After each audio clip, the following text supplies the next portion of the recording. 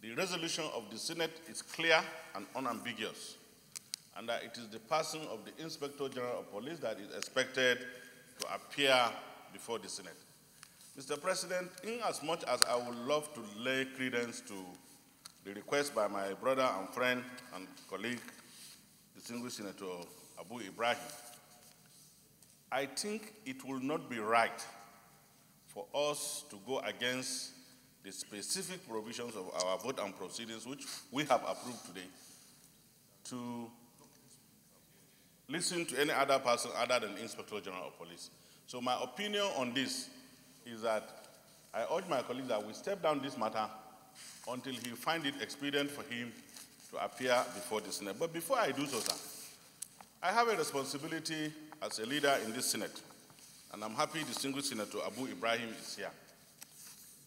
This Senate is or consists of the elected representatives of the 180 million Nigerians.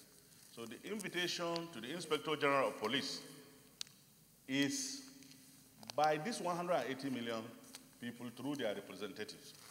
The way I see the institution of democracy being treated, as a leader, I think I'm not comfortable with that. I'm not comfortable in view of the fact that I know Mr. President.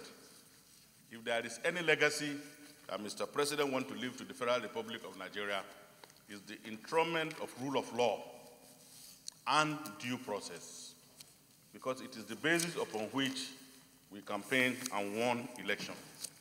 Let me say that it is in the best interest of those he has offered to give appointment, to understand the fact that they will be doing him more good by making themselves available and submitting themselves to the authority of the people who elected Mr. President and elected us here.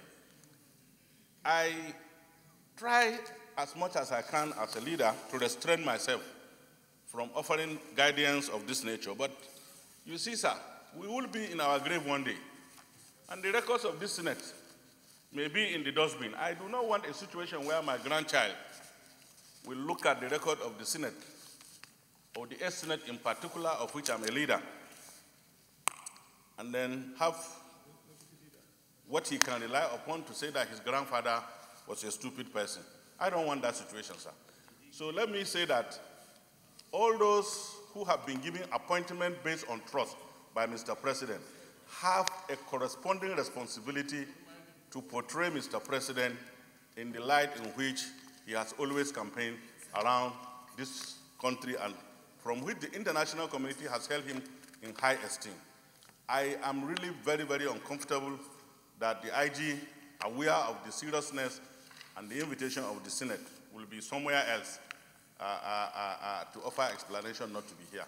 So let it be on record that I put this on record, and I urge my colleagues to please grant us the convenience of allowing the IG to appear before us at such other days as maybe through the chairman's police committee, he will make himself available.